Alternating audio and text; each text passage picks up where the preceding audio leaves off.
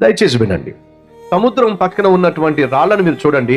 ఆ రాళ్ళు పదునుగా ఉంటాయా, రౌండ్గా ఉంటాయా? ఆ నీళ్లు లేక సముద్రం నుంచి వచ్చే కెరటాలు స్థిరముగా వచ్చి స్థిరముగా వచ్చి స్థిరముగా వచ్చి స్థిరముగా వచ్చి స్థిరముగా వచ్చి ఆ రాళ్లను కొట్టడం వల్ల ఆ రాళ్ళు ఏమవుతున్నాయి?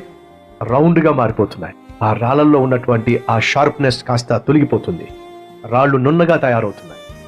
సహోదరుడా, సహోదరి, తైతిక్కలాడు మాకు, అటు ఇటు కాకుండా జీవించు మాకు, చంచలుడుగా జీవించు మాకు.